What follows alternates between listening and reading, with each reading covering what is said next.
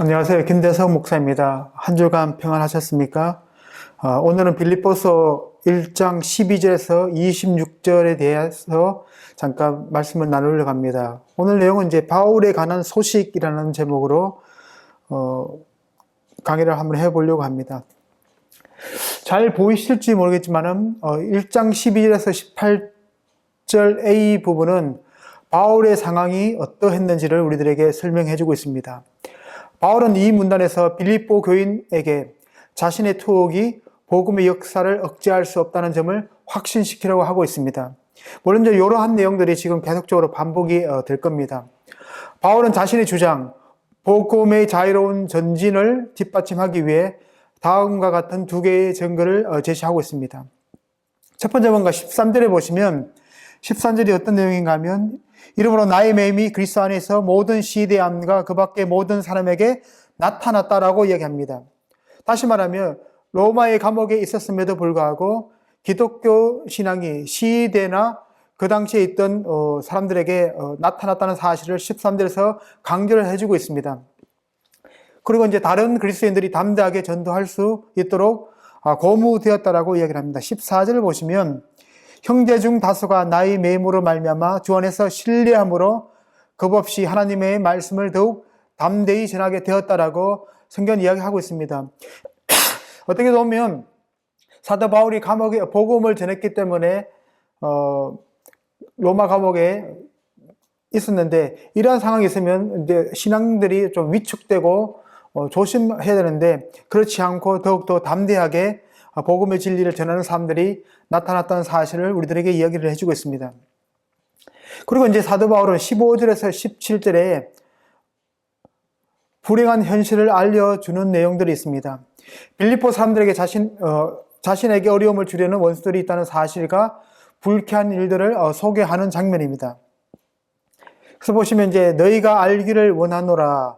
어떻게 보면 1세기 개인 편지에서 자신의 판단을 빌립보 교회가 쉽게 이해하기를 바라고 있다는 사실을 사도 바울은 넌지시 그들에게 이야기를 합니다. 어떻게 보면 내가 복음 때문에 감옥에 갇혀 있지만 그러나 이 복음이 제한되는 것이 아니라 더욱더 진보하고 전진하고 확정되어 가는 그런 역사가 일어났다는 사실을 이야기를 합니다. 그럼에도 불구하고 사도 바울은 자신의 상황에 대해서 이해하지 못했던 사람들의 그러한 속임수와 같은 그런 관계도 그러한 문제들을 지적하기도 합니다. 형제들이여라는 이 단어는 어떻게 보면 빌립보 교회 성도들을 의미합니다. 바울은 빌립보 교인들이 예수 그리스도에 대한 믿음과 하나님의 뜻을 행하는 태도 가운데서 서로 밀접하게 연결된 가족으로 생각합니다. 바울은 이 단어를 이제 133번 정도 사용했습니다. 형제들이 아델포이라고 하죠. 남성 복수 주격입니다.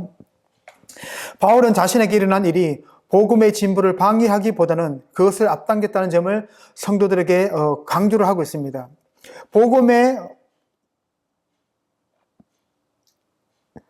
내가 복음을 변장하게 세우심 알고 이제 사랑으로 이제 복음을 전하는 사람들이 있고 그다음에 뭐요?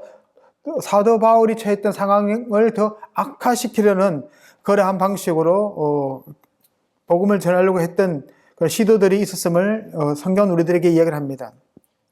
그래서 보면 이제 복음에는 하나님의 말씀인 복음은 어떠한 여건과 조건에 의해서 제한되는 것이 아니라 아무리 사도 바울이 로마 감옥에 있었을지라도 그 복음은 더욱더 진보되어지고 더욱더 널리 퍼지는 제한되지 않고 확산되는 것을 우리가 성경을 통해서 우리가 볼 수 있습니다. 이것이 어떻게 보면 복음의 능력이다라고 생각합니다. 복음의 능력은 그 복음을 전하는 사람들의 여건과 조건과 상황에 굴하지 않고 복음 자체가 하나님의 말씀의 능력이기 때문에 복음은 확산되어 간다는 사실을 성경 이야기를 하고 있습니다. 자신이 갇혀 있는 처지를 중요한 주제로 내세웁니다. 같은 방식으로 이제 빌립보 교회도 따라하기를 그를 본받기를 원한다는 사실을 넌지시 이야기를 하는 것 같습니다. 어떻게 보면 내가 당한 일, 이런 복음 때문에 감금되어 있는 사건을 의미하죠. 그런데 사도 바울이 로마 감옥에 감금되어 있다 할지라도 복음 전파의 장애로 보이지만 바울은 도리어라는 말로 자신의 상황을 볼 것을 요구하고 있습니다. 장애가 아니라 자신의 그러한 감옥 가운데서도 복음이 더욱더 확정되어 가고 확산되어 가는 사실을 강조하고 있습니다. 이것을 이제 사도 바울은 복음의 진보다라고 선언합니다. 진보라는 이 말, 요 단어는 이제 선구자가 길을 앞서서 헤치고 나아가 군대의 행진을 촉진시키는 모습을 나타내는 은유적 표현이라고 볼 수 있습니다. 디모데전서 4장 15절을 한번 보겠습니다.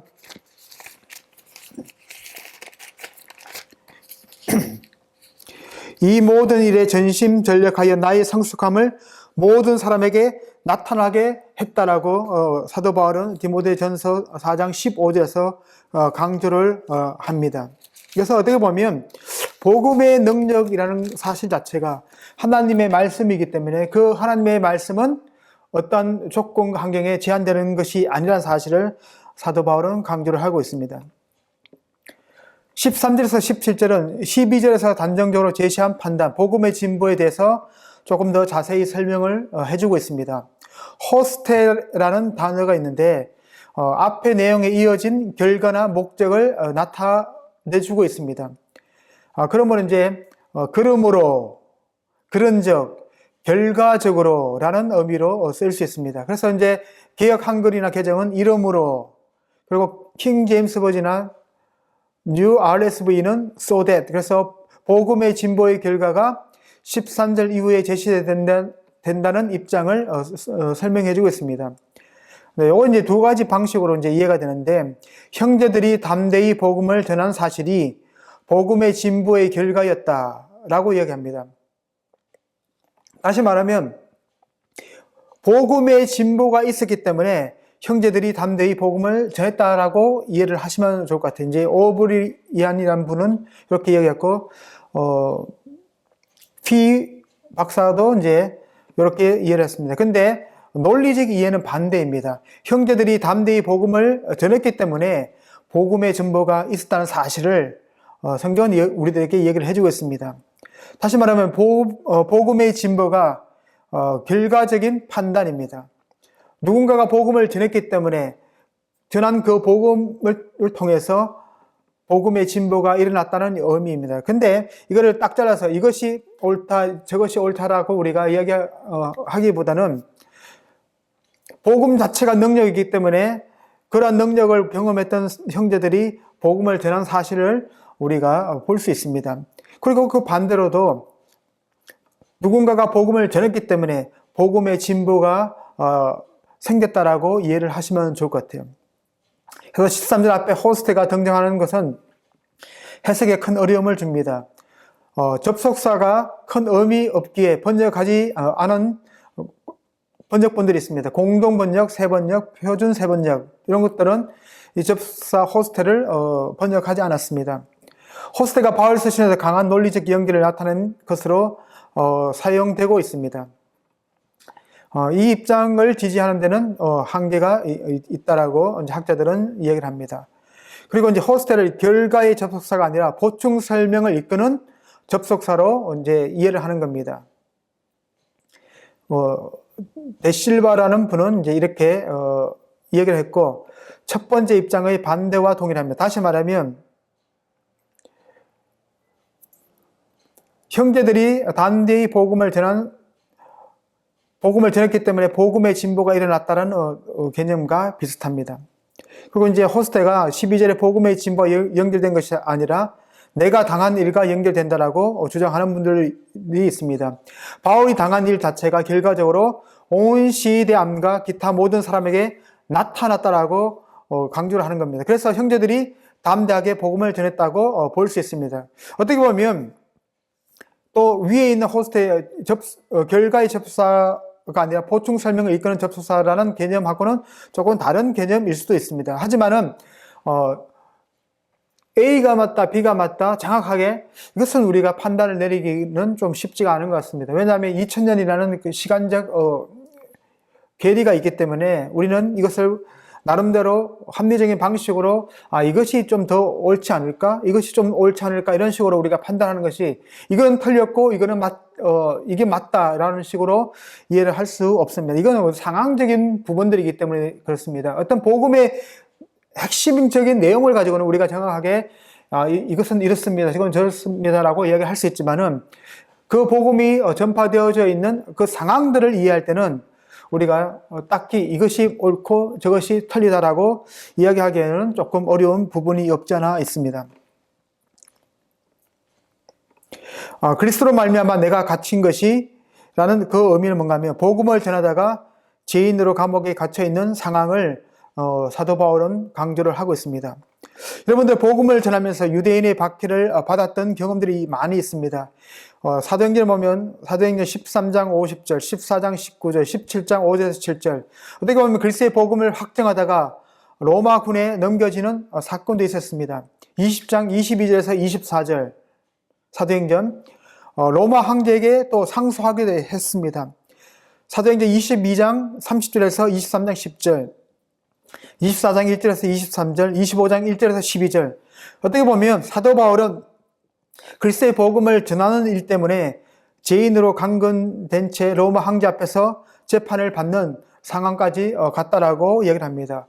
어떻게 보면 사도 바울이 내가 로마 시민이니까 내가 로마 황제에게 내가 나의 심판을 의뢰한다라고 청원을 한 것이죠.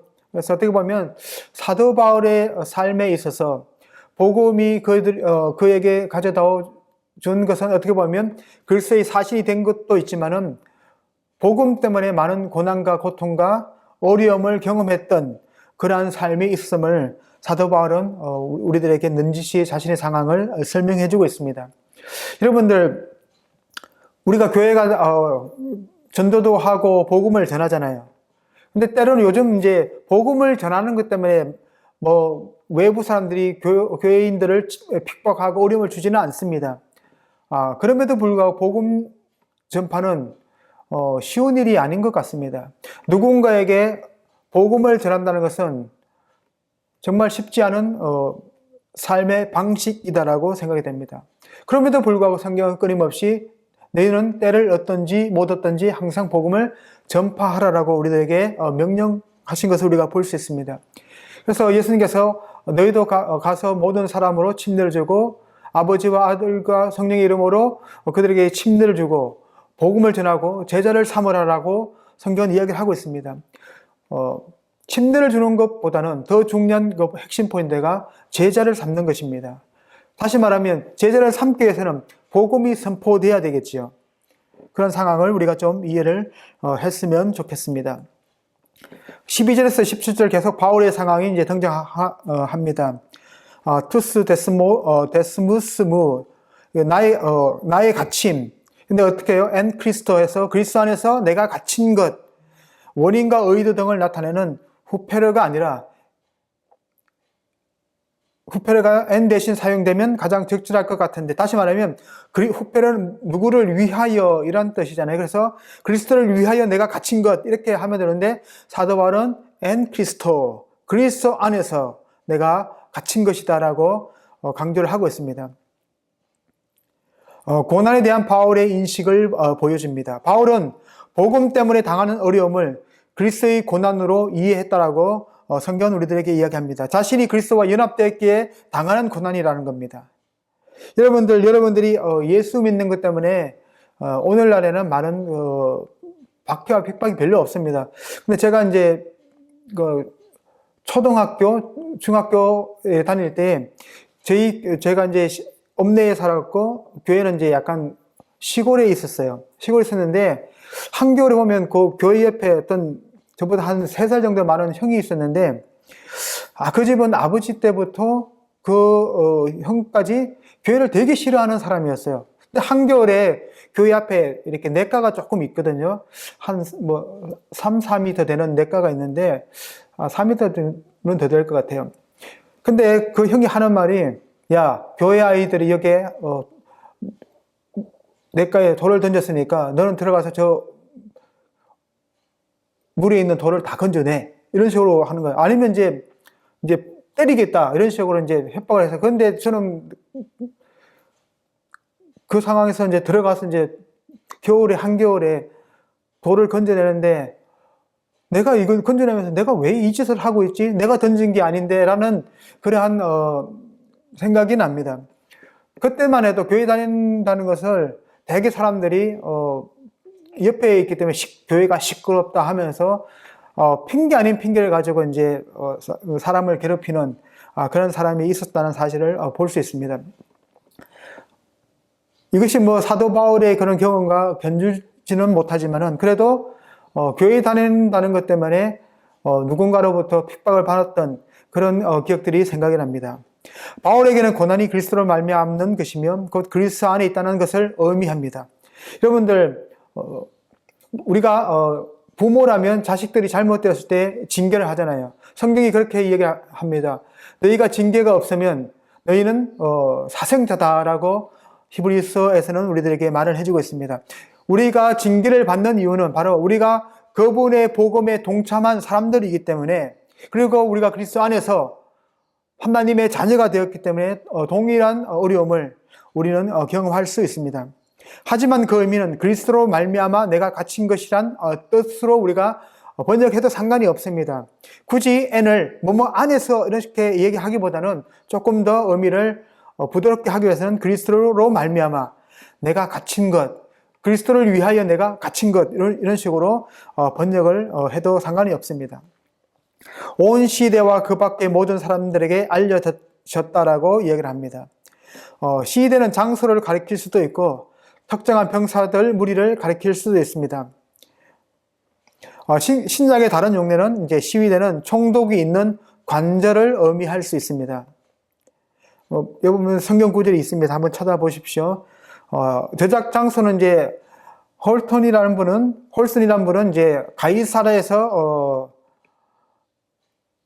이 빌립보서가 제작되었다라고 이야기를 합니다. 그리고 이 단어는 1세기 로마 황제의 건의들을 지칭하는 용어일 수도 있습니다. 이런 경우에는 이제 제작 장소는 로마일 수 있습니다.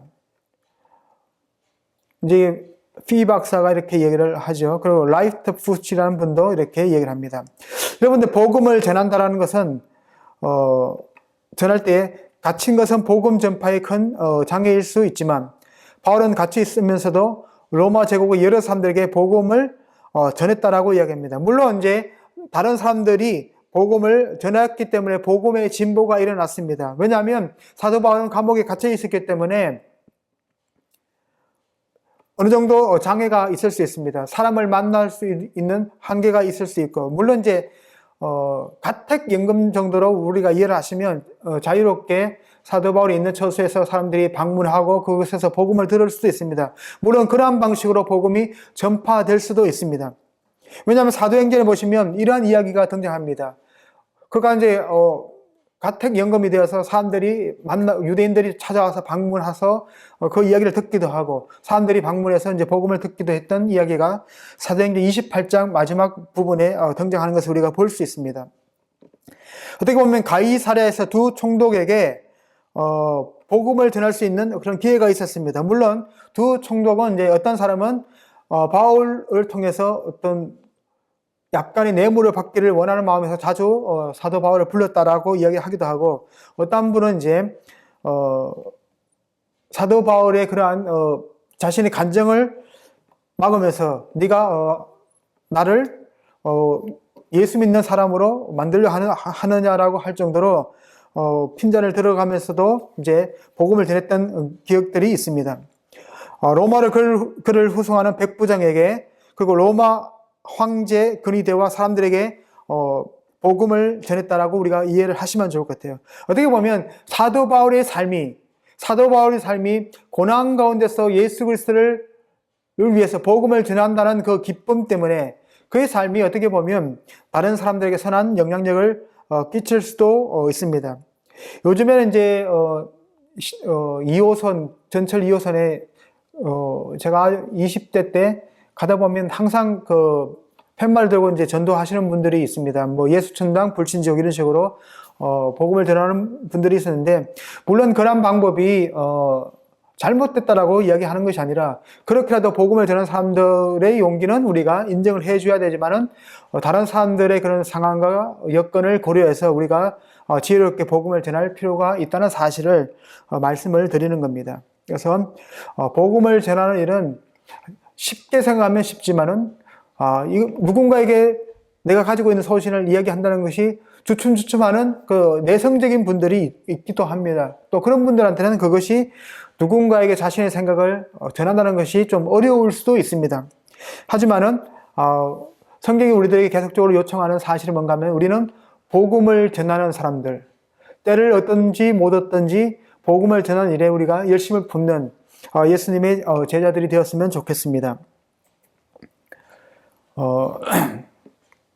바울은 자신의 투옥으로 로마에 있는 다른 그리스도인들이 위축되기보다는 더욱 복음을 전했다고 기뻐합니다. 14절에 보시면, 형제 중 다수가 나의 매임으로 말미암아 주 안에서 신뢰함으로 겁없이 하나님의 말씀을 더욱 담대히 전하게 되었다라고 성경은 우리들에게 이야기하고 있습니다.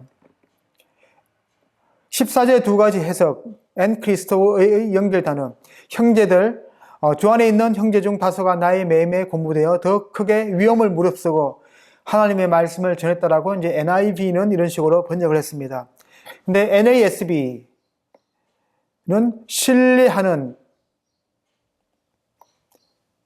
신뢰한다는 단어의 엔크리스토와 연결을 시키는 것을 볼 수 있습니다. 형제 중 다수가 나의 투옥으로 인해 주를 신뢰하면서 큰 용기를 가지고 하나님의 말씀을 전했다라고 성경 이야기를 하고 있는 것 같아요.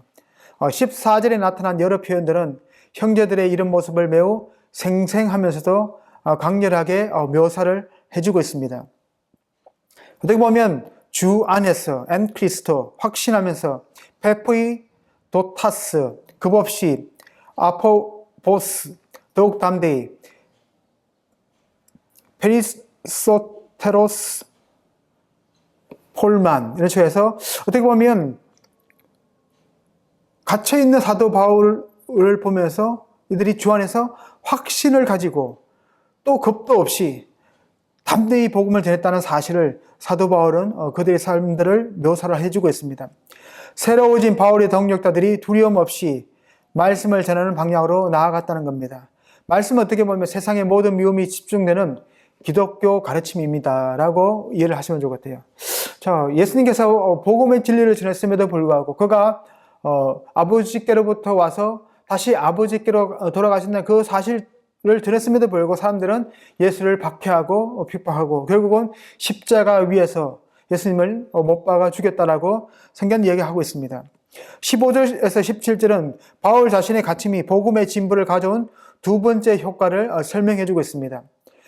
교회 형제를 통해서뿐 아니라 반대하는 사람을 통해서도 결국 복음이 증거되고 있다는 사실을 이야기를 합니다. 15절의 요약의 16절, 17절이 설명입니다. 바울에 대한 서로 다른 의도와 태도를 가진 두 그룹이 존재했다라고 이야기합니다.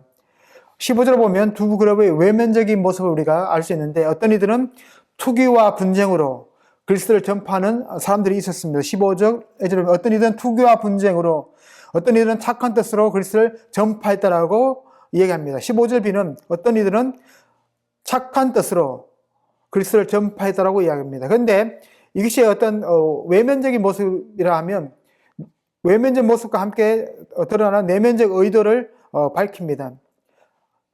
사도 바울을 사랑했던 사람들은 바울을 돕고 함께 하려고 하는 그런 의도를 가지고 복음을 전파했다는 것을 볼 수 있고, 다툼으로 하는 사람들은 바울이 이제 어려움이 있었기 때문에 당하는 그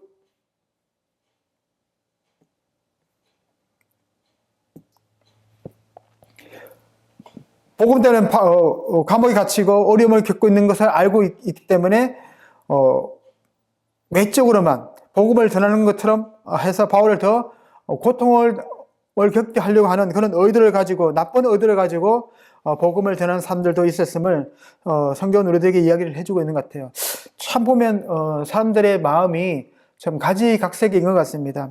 어떤 사람이 고난을 당하면 더 고난을 당하도록 계획을 세우고 음모하고 그리고 짓밟으려고 하는 그러한 무리들이 있는가 반면은 어려움을 겪고 있는 사람들을 찾아가서 그들을 세워주고 높여주는 그리고 그들을 다시 힘있게 내세우는 그런 사람들도 있습니다. 그래서 이제 마태복음 보면 이제 마지막 심판날에 두 종류의 사람이 모이지. 하나는 염소와 같은 사람이고 하나는 양과 같은 사람입니다. 양과 같은 사람들에게는 착하고 충성된 조가 나이가 줄이고 힘들 때에 나에게 먹을 것을 주었고 그리고 내가 감옥에 갇혔을 때 나를 찾아와서 만났고 쭉쭉쭉 설명합니다. 그러니까 이제 오른쪽에 있던 사람들이 저희가 언제 주님께 이렇게 했습니까? 라고 이해하니까 지극히 작은 자 하나에게 한 것이 곧 내게 한 것이다 라고 예수님은 말씀하셨습니다. 그 반대 경우도 똑같습니다. 우리 성도들은 어떻게 보면 약한 자들을 보면 그들을 되게 긍휼히 여기는 마음, 단순히 말과 혀로만 사랑하는 것이 아니라 행함과 진실함으로 우리가 사랑하고 그들을 세우는 그런 용기와 그런 결단이 필요합니다. 12절에서 18절도 보시면 이제 바울의 상황인데 투기와 분쟁으로 하는 이들과 선으로 하는 착한 뜻으로 하는 이들 이 두 그룹이 14절에 대다수 형제들이라고 보는 시각이 있습니다. 14절에 보시면 형제 중 다수가 이렇게 나오죠. 대다수 형제들이라고 보는 시각이 있지만은 하지만 14절의 형제들에 대한 묘사가 투기와 분쟁으로라는 서술과 충돌됩니다. 충동이 아니라 충돌됩니다. 그래서 14절 형제들을 연합된 모습으로 묘사하는 것과 봤을 때 이 두 그룹을 다 합친 그룹으로 우리가 이해하기는 조금 어려운 부분이 있지 않나 하는 생각이 듭니다. 착한 뜻으로 전파하는 이들이 14절의 대다수의 형제들이고 소수의 형제들이 투기와 분쟁으로 하는 이들이라는 입장이 있습니다. 하지만 14절은 교회 전체를 긍정적으로 보는 표현입니다. 그래서 15절의 두 그룹은 서로 대결하고 있는 것으로 보는 것이 적절합니다. 선의의 그룹은 14절에 언급된 형제들이고 투기와 분쟁으로 있는 그룹은 바울을 박해하려는 유대주의자들이었습니다. 여러분들 행전에 보시면 사도 바울이 가는 곳곳마다 유대인들이 쫓아와서 사도 바울이 전하는 복음을 방해하고 핍박하는 것을 우리가 볼 수 있습니다. 어떻게 보면 이런 유대주의자들이 계속적으로 사도 바울의 사역을 방해했던, 물론 로마에 있던 사도 바울에게도 동일하게 로마에서도 어떤 유대인들이 있었기 때문에 이들이 어떻게 보면 사도 바울을 힘들게 했던 그러한 사람들이 아닐까라는 생각이 듭니다. 바울이 이 두 그룹을 대조하는 이유는 아마도 바울의 재판 법정 상황을 반영하고 있습니다. 예루살렘과 가이사랴 법정에서 고소인들이 한편에 등장했던 것처럼 로마에서도 유대주의자들은 바울을 고소하는 자리에 등장했을 것이다 라고 추정이 됩니다. 하지만 로마에서는 담대한 대다수의 형제들이 바울과 함께 했다라고 성경은 우리들에게 말을 해주고 있는 것 같습니다. 전파하다라는 단어는 이제 케루소라는 단어인데 케루소라는 말은 믿지 않는 청중을 모아놓고 전도 설교를 한다는 뜻이 아닙니다. 아마도 재판 과정 중에 복음에 대해 설명하고 증거하는 모습을 바울이 복음 전파로 이해했다라고 우리가 보시는 것이 좋을 것 같습니다. 어떻게 보면 이제 누군가가 이제 법정에 가면 검사가 있고 변호인이 있잖아요. 자체적으로 이제 어떤 것을 질문할 때에 사도 바울이 자기의 상황을 자기가 이렇게 했고 이렇게 했고 이렇게 했는데 저들이 나를 고발했고 나를 신성모독하는 사람으로 몰았습니다라고 이야기하면서 자기 상황을 변호하는 그러한 모습으로 우리가 이해를 하시는 것이 좋을 것 같아요. 16절에 복음을 변증하기 위하여 라는 단어는 바울의 상황이 재판의 상황을 배경으로 하고 있다는 사실을 우리들에게 얘기를 해주고 있습니다. 그래서 이제 변호, 변정, 아폴로기아는 바울 서신에서 종종 재판상을 암시하는 그러한 단어로 나타납니다.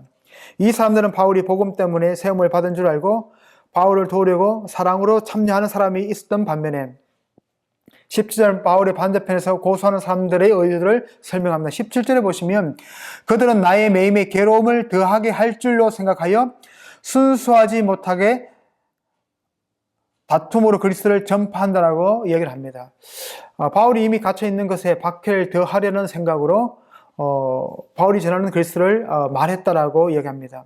어떻게 보면 만약에 이들이 유대인들이었다면 바울의 패소는 곧 바울의 죽음을 의미할 수 있기 때문입니다. 그래서 어떻게 보면 계속적으로 공격을 하는 그러한 반대자들이 있었음을 성경은 우리들에게 이야기합니다.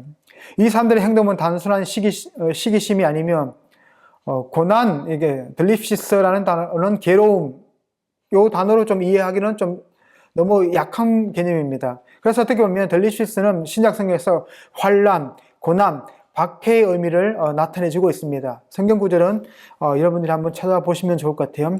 그리스도로 말미암는 고난을 나타냅니다. 여러분들 스데반의 일로 일어난 유대인의 박해를 기억하실 것입니다. 그래서 유대에 있던 모든 성도들이 뿔뿔이 흩어지는, 사도들 외에는 뿔뿔이 흩어지는 그러한 일들이 발생했습니다. 그러한 흩어진 그 사건을 통해서 복음은 어떻게 보면 더 여러 지역으로 다른 인종의 사람들에게 전파되었을 수도 있다는 사실을 성경은 우리에게 말을 해주고 있습니다. 루스드라, 이고니온, 안디옥 교회가 유대인에게 박해를 받았다라고 사도행전 14장 22절은 우리들에게 말을 합니다. 사도행전 28장 17절에서 28절은 바울과 사이가 틀어지는 유대인의 등장을 예고하고 있습니다. 아마도 이들 중 어떤 이들은 불순한 모습으로 바울을 박해하려고 바울의 복음을 로마 당국에 고소한 사람들일 수 있습니다. 어떻게 보면 빌립보서에 나타난 바울의 복음의 핵심적인 내용은 뭔가 하면 그 당시에 로마 황제가 이 세상의 통치자, 주권자라고 생각했던 그 생각에 반대되는 예수는 주님이시다. 주님, 이거 어떻게 보면 이제 로마 황제를 주권자라고 했을 때 큐리오스라는 단어를 썼는데 이 단어를 어떻게 보면 예수님 앞에 쓰는 것이 바로 사도 바울의 복음의 핵심이었다는 사실을 강조하고 있습니다. 그래서 기독교가 어떻게 보면 우리가 믿는 기독교는 우리가 이 땅에 살고 있지만, 이 땅의 통치자들의 통치를 받고 있지만 우리의 영원한 통치자, 진짜 주권자는 하늘에 계신 하나님, 그리고 그분의 외아들 독생자 예수 그리스도라는 사실을 우리는 고백하고 있습니다. 18절 그러면 무엇이냐는 어떤 주요한 사안으로 주의를 돌리는 상투적인 표현입니다. 바울은 13절에서 17절 또는 15절에서 11절 내용을 정리하면서 그러면 무슨 이야기가 되느냐고 질문을 하고 있는 겁니다. 여러분들 바울이 감옥에 갇힌 것은 복음 전파의 장애로 생각될 수 있지만 그리스도의 복음이 더 전달되는 일이 일어난 셈이 되고 있습니다. 바울은 이것을 12절에서 복음의 진보라고 말을 하는 것을 우리가 볼 수 있습니다. 그러면 무엇이냐라는 수사적 질문은 12절에서 제시한 바울 자신의 결론을 염두에 두고 한 말입니다. 복음의 진보에 대한 이야기이죠. 겉으로 하나, 그리스도를 전할 의도가 아니라 겉으로만 행동했음을 보여주는 표현입니다. 이런 사람들의 태도는 뭔가 하면 바울의 대적자들은 바울을 박해하려고 바울의 복음인 그리스도를 알렸다라고 이야기를 합니다. 저 사람은 로마 황제가 주님이 아니라 그리스도 예수라는 사람이 통치자라는 사실을 강조하고 있습니다. 어떻게 보면 정치적인 메시지를 로마 당국에 던지고 있는 겁니다. 바울과 함께한 형제들은 진정으로 그리스도를 전파했습니다. 그리스도가 전달된다는 사실이 대단히 중요한 사실입니다. 이로써 나는 기뻐하고 기뻐한다. 바울은 자신의 분노를 용서의 마음으로 자신의 초조함을 기쁨으로 바꿉니다. 18절에 보시면 그러면 무엇이냐? 거칠어로 하나 참으로 하나 무서운 방도로 하든지 전파되는 것은 그리스도니 이로써 나는 기뻐하고 또한 기뻐하리라. 어떻게 보면 바울의 기쁨의 근원적인 이유는 뭔가 하면 그리스도께서 전파된다는 그 사실, 그리스도를 사람들이 알아간다는 그 사실 때문에 그는 그 사람들이 다툼으로 하나 좋은 뜻으로 하나 전파되는 것이 그리스도라면 그 자체만으로 인하여 나의 매인과는 상관없이 나의 조건과 여건과는 상관없이 나는 기뻐하고 또한 기뻐한다. 기뻐하고 또한 기뻐한다는 것은 뭔가 하면 기쁨이 그의 삶의 중요한 삶의 원칙이라는 사실을 우리들에게 이야기를 해주고 있습니다. 이것으로는 18절 전반부에서 정리한 내용입니다. 1차적으로 그리스도가 전파된다는 사실을 가리키고 있습니다. 그리스도가 전파된다는 것은 객관적 사실로 인해 기뻐할지라도 사람들에게 그리스도를 전하게 만드는 주관적 동기가 그릇된 것인지 참된 것인지를 늘 지적된 프로파세이, 거칠어로는 17절 순수하지 못하게에 이어지는 것을 우리가 볼 수 있습니다. 바울은 이들의 이기심과 순전하지 못함을 비난합니다. 바울은 선포자들과 선포된 말씀 사이를 분명하게 구별하는 것을 볼 수 있습니다. 바울은 선포된 말씀은 그 자체 안에 현존하고 있고 현재하는 힘을 지니고 있다고 생각합니다. 여러분들, 복음의 말씀은 뭘 제한할 수 있는 것은 그 어떤 것도 없다라고 사도 바울이 강조하고 있습니다. 바울은 말씀을 물리적 능력으로 힘차게 진행하며 생동케 하는 능력을 가진 힘으로 생각했습니다. 하나님의 말씀 모든 장애를 넘어서서 목표에 도달하며 말씀의 내용은 반드시 관철된다라고 우리들에게 전하고 있는 것 같습니다. 성경 구절은 여러분들이 한번 찾아보시면 좋을 것 같아요. 그래서 모든 불쾌한 일에도 불구하고 바울은 복음의 진전으로 인해 기뻐했다라고 성경은 우리들에게 말을 해주고 있습니다. 18장 B절과 이제 26절인데 18장 B절을 보시면 18절 B절을 보시면 함께 새로운 내용이 시작됩니다. 내가 안다를 제외하고는 18절 B에서 20절의 모든 동사들이 미래형입니다. 자, 18절 보시면 19절인가? 19절이네. 19절 B입니다. 18절 A 동사 기뻐하다는 18절 B에서 재차 채용되나 시선은 미래로 향합니다. 가까운 미래에 대한 개인적인 기대를 밝히고 있습니다. 또한 기뻐하리라와 이제 알라카이 이렇게 되어 있지요. 알라와 카이가 연결되어 알라가 반의어가 아닌 진행의 의미를 지니게 합니다. 또한으로 우리가 번역할 수 있습니다. 19절은 이제 바울은 자신이 기뻐하는 이유를 왜냐하면 나는 뭐뭇을 알고 있기 때문이다 라고 표현합니다. 바울 자신이 경험한 역경이 결과적으로 구원으로 기결될 것이라는 확신이 사도 바울에게 있었습니다. 대부분의 학자들은 이 구원을 궁극적인 종말론적 구원으로 이해를 하는 분들이 있습니다. 19절에 이것을 바울에게 일어난 일련의 일들로 보는 다수의 입장과 조율하기가 쉽지가 않습니다. 홀슨이라는 분은 이 구원을 영적인 측면으로 해석하기보다는 육체적인 석방을 의미한다라고 이야기를 합니다. 바울이 25절에서 26절에서 분명하게 묘사하는 것은 지금 19절에서 말한 것이라고 볼 개연성은 충분합니다. 하지만 대단히 피상적인 생각일 수 있습니다. 첫째, 바울은 구체적으로 자신의 역경을 석방과 결부시킵니다. 단순히 자신이 석방될 것이라고 말한 것이 아니라 자신의 역경이 석방으로 기결될 것이라고 말합니다. 바울이 고난당했다는 사실로 바울의 석방이 초래된다는 말은 별로 타당하지 않습니다.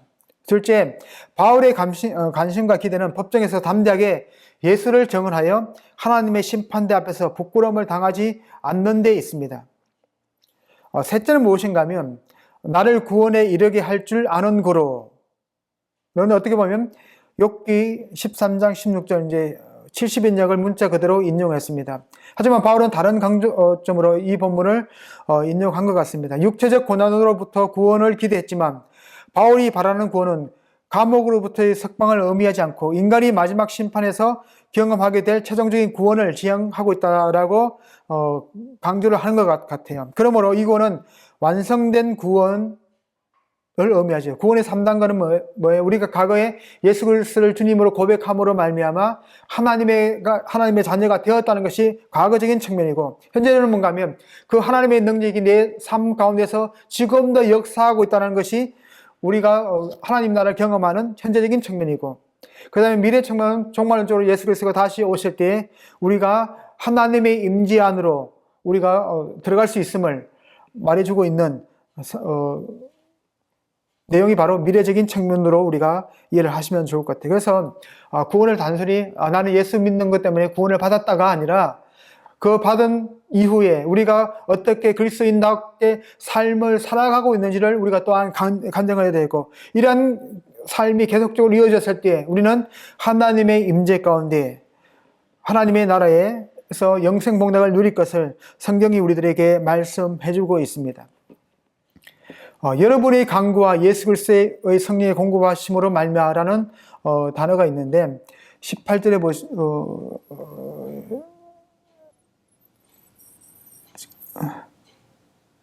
19절에 보시면 이것이 너희의 강구와 예수 그리스도의 성령의 도우심으로 나를 구원에 이르게 할 줄을 아는 거로. 홀서는 바울의 석방을 위한 교회의 기도와 성령의 도우심이다라고 얘기를 하고, 다른 학자들은 바울의 최종 구원에 대한 교회의 기도와 성령의 역사라고 이야기를 하는 것을 볼 수 있습니다. 오브리안 F.F. 브루스라는 분은 이렇게 얘기를 했습니다. 바울의 구원은 바울 자신의 바른 결정과 태도와 긴밀히 연결이 됩니다. 그런 모습은 공동체의 중보와 성령의 도우심에 근거를 하고 있다라고 우리가 이해를 하시면 좋을 것 같아요. 보시면 빌립보서 1장 19절과 이제 로마서 8장 12절에서 30절을 보면 1장 19절에 보면 당사자의 마땅한 삶의 모습을 이제 묘사해주고 있다고 보시면, 로마서에 있는 내용은 고난 속에서 신실하게 사는 신자의 삶을 우리들에게 강조를 해주고 있는 것 같습니다. 그 다음에 이제 성도들의 중보 기도가 이제 빌립보서 1장 19절에 나온다면, 공동체의 중보라는 단어가 이제 8장 23절 로마서에 등장하는 것을 볼 수 있어요. 그러면 성령의 역사, 이게 틀린 개념이 아니라 비슷한 이야기를 이제 다른 표현으로 이야기하는 것 같습니다. 성령의 도우심으로 이해를 하시면 좋을 것 같아요. 20절 보면 구원을 위한 전제는 진실성의 입증. 그러나 진실성의 입증은 미래에 이르게 소망의 대상이 된다라고 우리가 이해를 하시면 좋을 것 같아요. 여러분들, 우리가 그리스도인들이 때로는 억울한 일을 당해도 참고 내 것을 희생해가면서 다른 사람들을 세우는 이유가 무엇입니까? 믿음, 소망, 사랑. 이 세 가지 중에서 어떻게 보면 우리가 사랑할 수 있는 궁극적 동기는 하늘에 우리의 부하가, 하나님께서 우리를 위하여 예비하신 그 상급이 있기 때문에 그 소망을 품고 우리는 때로는 용서하기도 하고 내 것을 나누기도 하고 그리고 섬기기도 합니다. 사랑도 마찬가지예요. 믿음도 마찬가지입니다. 우리가 박해 가운데서도 복음의 진리 때문에 참고 인내할 수 있는 이유는 바로 하늘에 간직된 하나님이 예비하신 나라가 있기 때문에 우리가 할 수 있습니다. 그래서 우리들에게 오늘날 말세를 살아가는 우리 성도들에게 가장 필요한 것이 바로 소망에 관한 내용입니다. 하나님의 나라가 임재할 것, 도래할 것을 소망하는 그러한 믿음으로 우리의 삶을 재정비했으면 좋겠습니다. 나의 간절한 기대와 소망을 따라 단순한 육체적 자유에 대한 갈망으로는 부적절합니다.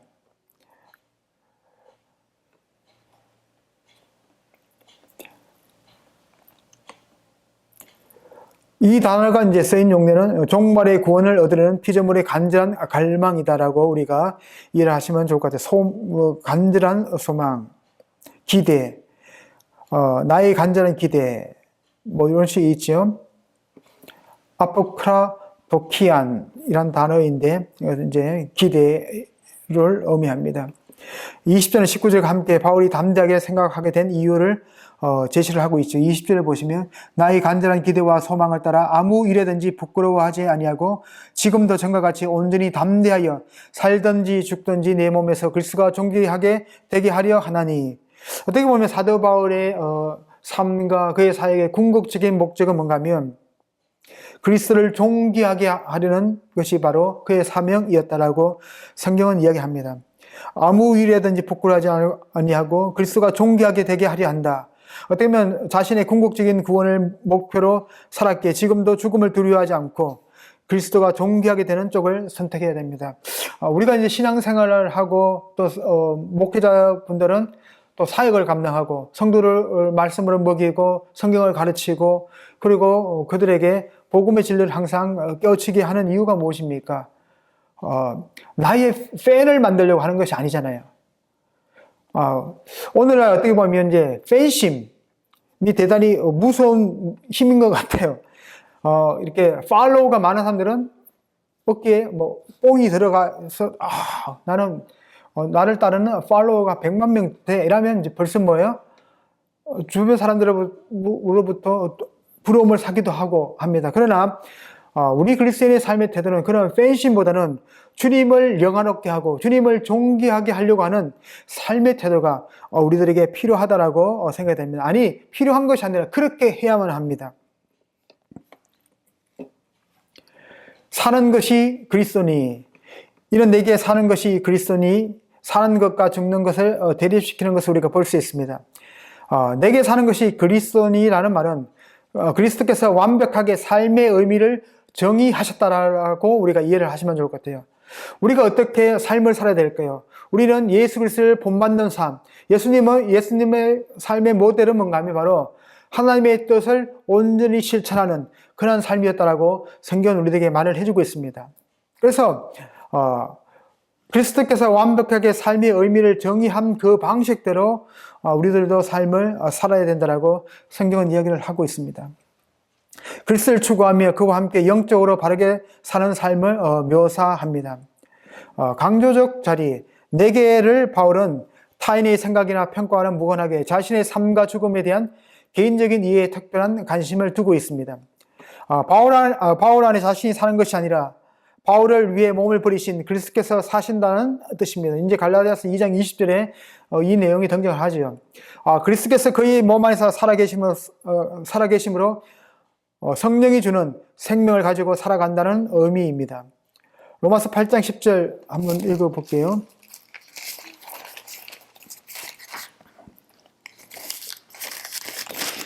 이 강대상이 좀 좁아가지고 성경을 같이 좀 놓고 보면 좋은데 그게 좀 쉽지가 않네요. 또 그리스도께서 너희 안에 계시면 몸은 죄로 말미암아 죽은 것이나 영은 의로 말미암아 살아 있는 것이니라 라고 성경은 이야기를 하고 있습니다. 그의 생명이 하나님 안에 그리스도와 함께 감추어져 있기 때문에 그리스도께서 그의 생명이 되신다는 뜻이며 그가 사는 동안 그리스도의 부활의 능력을 알고 그분의 고난에 참여해서 그분의 죽으심을 본받으며 살아간다는 뜻입니다. 다시 말하면 그 안에 사신 그리스도의 생명이 사도 바울의 삶을 의미 있게 하고 힘 있게 하고 능력 있게 한다는 사실을 이야기합니다. 어떠한 역경과 어려움 속에서도 바로 주님 되신 하나님의 능력을 경험하는 그러한 삶을 사도 바울이 살고 있음을 이렇게 고백을 하고 있습니다. 어떻게 보면 사도 바울이 살면 복음을 위해서 자신의 온 전체를 던진 사람과도 같습니다. 자신의 모든 것을 팔고 그것을 가지고 복음의 진리를 산 사람처럼 느껴집니다.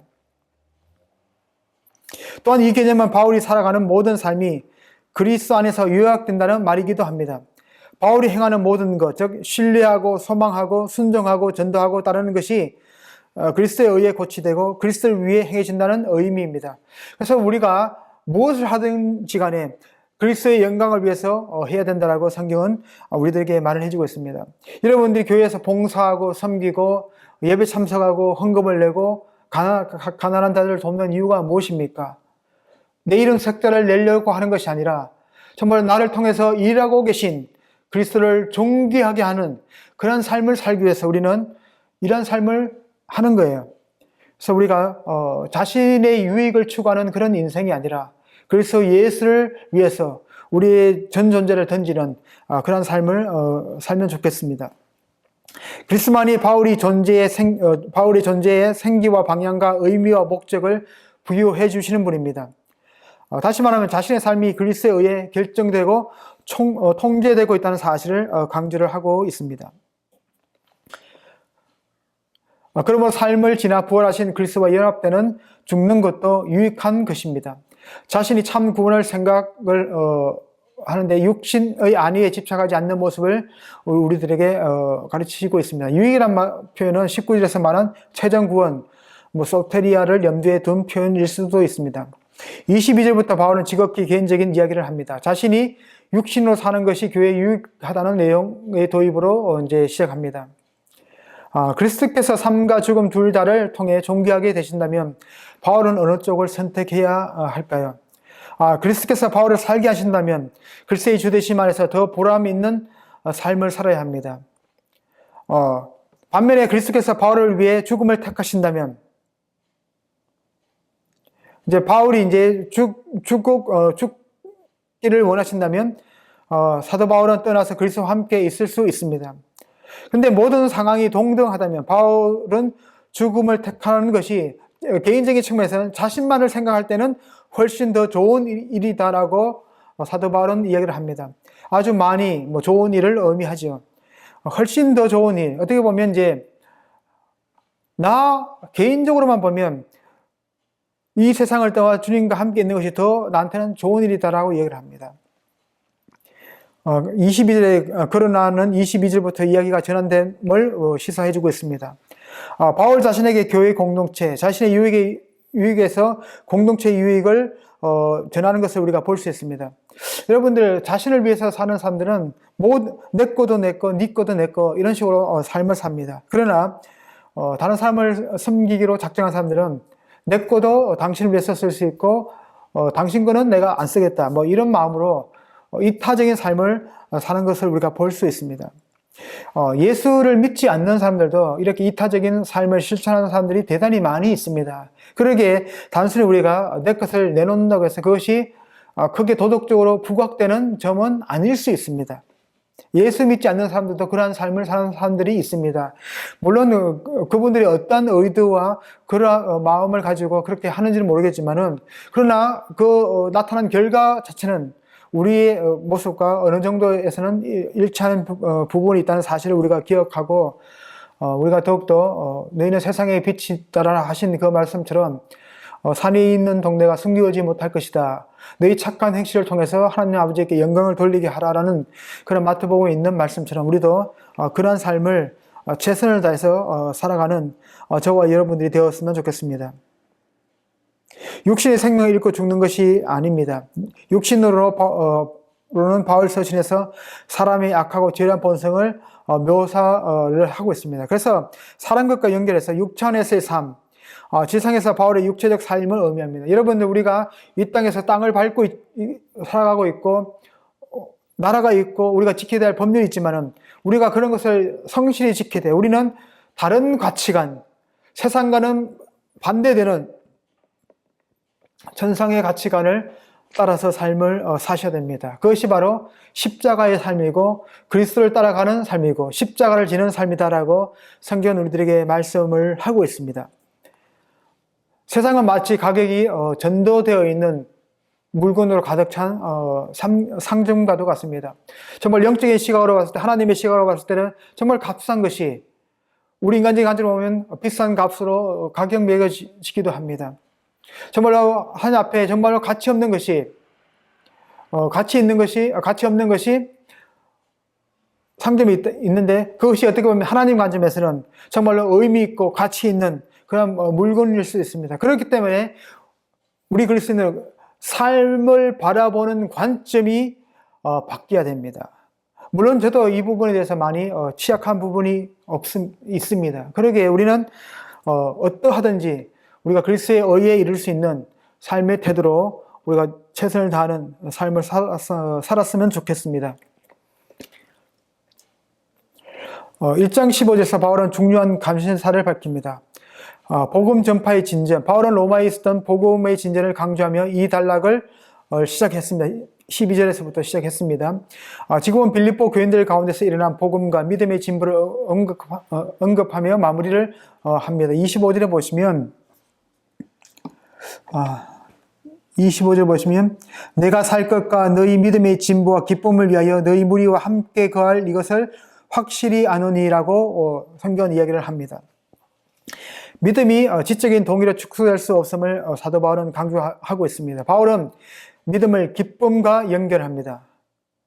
바울의 영적 교정 사역은 두려움과 슬픔이 아닌 기쁨을 가져오기 위한 것이다라고 사도 바울은 강조하는 것 같습니다. 그리스도인이 경험하는 기쁨을 강조합니다. 바울은 그가 빌립보로 돌아간다면 혹은 돌아갈 때 빌립보 교인들이 그를 다시 보고 그리스도 안에서 자랑할 이유가 더 많도록 이 세상에 머물고자 한다라고 말을 합니다. 바울에게 있어서 자랑의 더 구체적인 대상은 내 안에 있는 그리스도 예수다라는 사실을 사도 바울은 강조하고 있습니다. 여러분들 보시면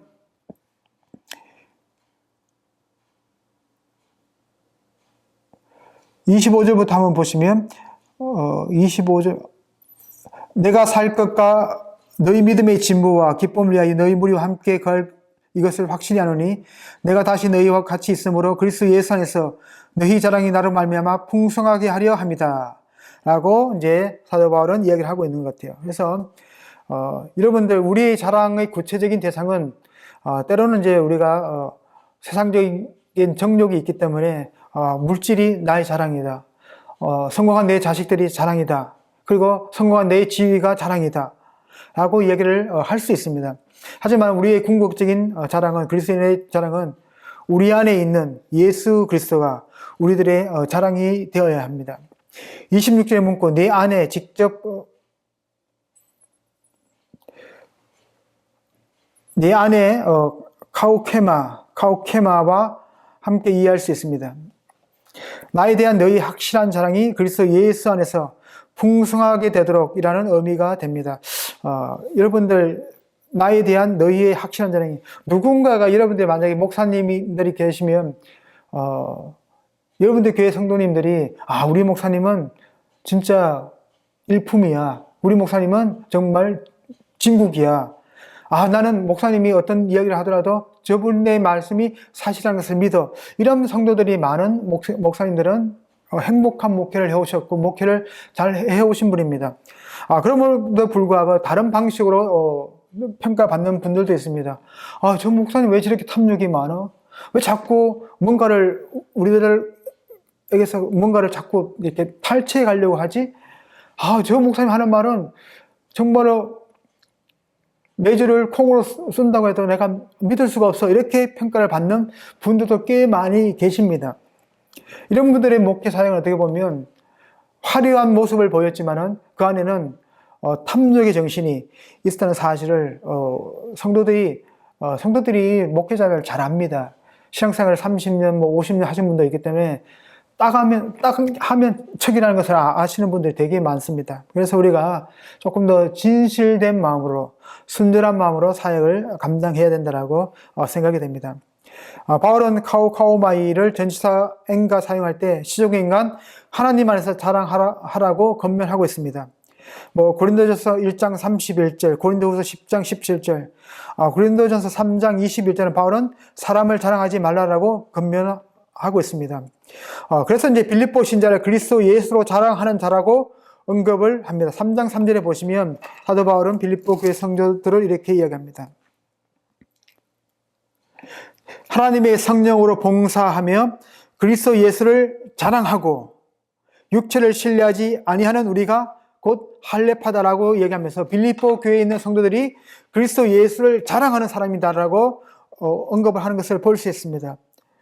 그래서 1장 26절에 NMOE, 나로 말미암아를 그래서 이제 수단적으로 우리가 볼 수 있습니다. 자, 그래서 오늘 내용이 어떻게 핵심적인 뭔가 하면 우리 안에 품어야 될 진정한 가치가 무엇인지를 우리는 한번 생각해 보아야 됩니다.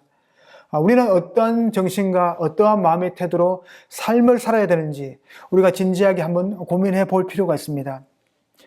우리 삶이 예수 그리스도를 추구하고 정말 우리가 복음 전파에 같이 동참하는 그런 사람들이 되었으면 좋겠습니다. 제가 이제 저희 교회가 이제 항상 금요일마다 선교사님들을 위해서 기도하는데 선교사님들을 위해서 기도할 때 그분들이 정말 열심으로 사역을 하시죠. 정말 한 영혼이라도 추수하려고 열심히 사역을 합니다. 사역을 하는데 눈에 보이는 결과물들이 잘 나타나지 않습니다. 잘 나타나지 않았기 때문에 그분들을 비난할 이유는 없습니다. 왜냐하면 그분들은 최선을 다했고 복음의 진리를 전하려고 온 힘과 자신의 인생 전체를 걸었던 사람들입니다. 그분들이 복음의 열매를 맺을 수 있도록 우리들이 협력할 필요가 있습니다. 그래서 여러분들이 이제 여러분들 교회 선교사님들이 오신다면 그분들 잘 에게 힘을 주시고 같이 식사도 같이 해주시고 그러니까 그분들 사역에 동참해 주시는 그런 일들이 일어나면 우리도 그리스도의 복음에 참여하는 그런 사람들이 될 수 있습니다. 글쎄 복음을 전하는 사람들은 어떤 특정한 사람들에게만 발생하는 것이 아니라 그 특정한 사람들을 협력하고 협업하는 과정을 통해서도 우리는 글쎄 복음을 전하는 전도자가 될 수 있다는 사실을 여러분들이 기억을 하면 좋을 것 같아요. 자, 오늘은 여기까지 하도록 하겠습니다. 다음 주는 아마 이제 추석 연휴가 있기 때문에 다음 주에는 강의를 하지 않을 것 같습니다.